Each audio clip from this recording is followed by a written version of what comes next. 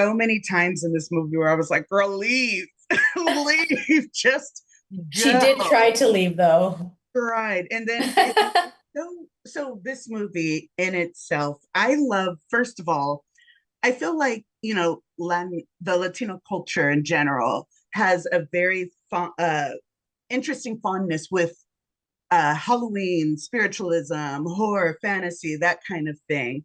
And it kind of makes me think about the idea of like kind of celebrating different spiritual practices, kind of pre colonialism. But this one kind of intermixes a little bit of that in there. What do you think that connection is between like the Latino community and then the idea of just kind of loving horror and supernatural kind of things? Well, because since we were young, our parents would torture us and they would say, like, if you don't behave, this bad person is going to come get you. So it was part of the way they used to manipulate us in behaving. No, I just feel that our culture is so rich in all of these traditions and all of these folk traditions as well. And I think we like to show them off in a way and be proud of those of a certain one of a certain of them. Yeah, um, yeah. but there's I didn't know much about the Palo religion. Just very briefly, I lived in a border town, and the cartel is very big. It's very prominent in that area, and they would always talk about the sacrifices that you make, or that they make in order to receive. And Palo is exactly that. It's a religion where you have to sacrifice something in order to receive, and it's one of the interesting things that is touched in this movie. It's so interesting because when you have something like that, the idea of needing to kind of sacrifice something, even if it's on like this kind of extended timeline, you don't quite know who the bad guy is, or even if there is a bad guy. It's like we have the spirit, but she's just coming to get back what was taken. She was like, you asked me for this thing, I gave it to you, now I want it back.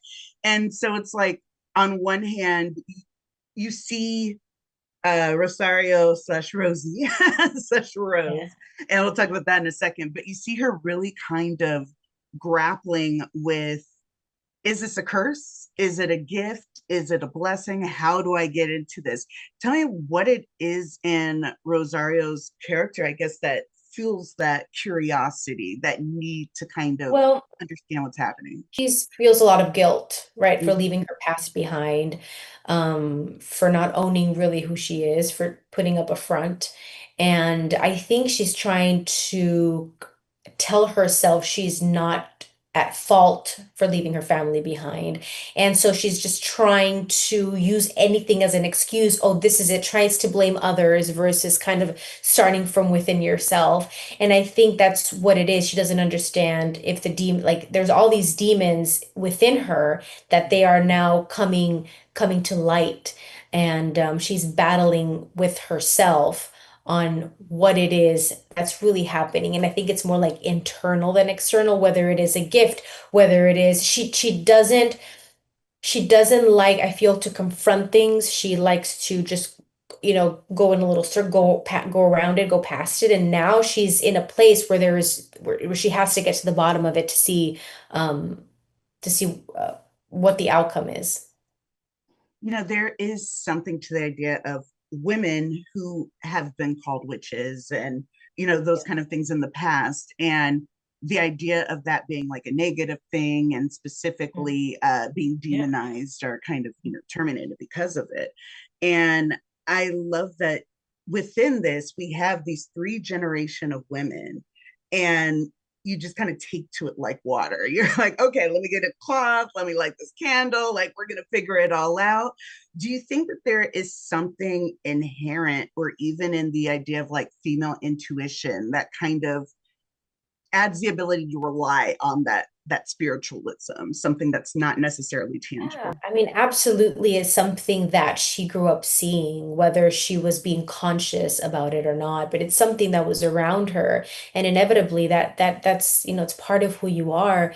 And, Rosario is again, she doesn't want to be called Rosario, she wants to be called Rose. She's trying to push that part of her so far away that that she might not even recognize herself. She doesn't recognize who she is anymore. So going back to the apartment where she tried to avoid almost all her life is kind of like yeah, igniting what she's always had, and what she's probably, gonna have to live with for the rest of her life. Well, what do you think it is about the situation that causes Rosie to want to be Rosie, to want to be Rose, to kind of give it up? What is it about success that equates to kind of leaving your Yeah, past? it's feeling accepted by society, Mm, feeling that's the only way you're going to belong because you don't want to deal with being proud of who you are, where you come from. So, like, I mean, I'm guilty of it. Sometimes you try to put on a persona that we are to fit into your co-star, your coworkers, your group of friends, and I feel that the people who really succeed in life are the ones that are proud of who they are, where they come from, no matter what it is. It's like, I'm going to show you who I am at full force. And that is really what I feel just makes you stronger and more powerful. And that's what she finds out at the end of the film is that embrace who you are, be proud of where you come from, know the sacrifices your parents have made. And that's just really gonna make you powerful and great.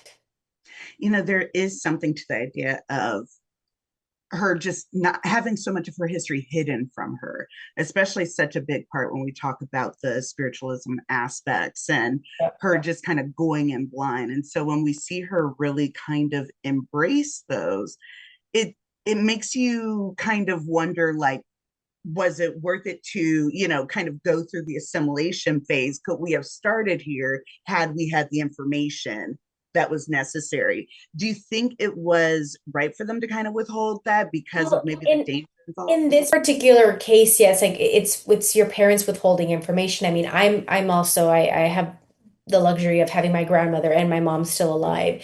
And my mom talks about certain things that my grandma never spoke to my mom about. It was taboo. You just couldn't speak about certain things. And sometimes those lead to very awful things that can happen. And same with my mom. Like my mom hid things thinking they were protecting me, right? Like now she's like, oh, this happened. And I'm like, what do you mean that happened? Why didn't you ever tell me? Well, I mean, they're trying to protect.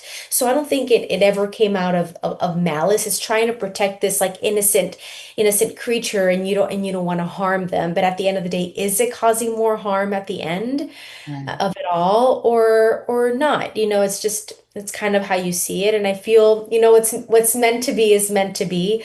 But I do think it's a mix of both, of parents maybe being a little overprotective versus and then the child kind of running on their own with their own beliefs, and then kind of feeling like they don't belong, or they just kind of lose ground. Right. It's such an interesting combination. It's so thought provoking. It really kind of makes you like wonder about, like, what haven't I been told, and will I have to eventually battle Ananga to get rid of it? But I absolutely had the best time. Justice for Joe and his air fryer. Will he ever get his air fryer back? Who knows? It was so Maybe. fun. Thank you so much, Amara, for taking a little time to talk with me about it. Before I go, was there anything else that you kind of want to let our viewers know about the film that's important to you? Um, just that, it's a great film. It's going to keep you on the edge of your seat. I had so much fun doing it. I hope they enjoy it. Also, I want to talk maybe a little bit about the worms in the Yeah. film.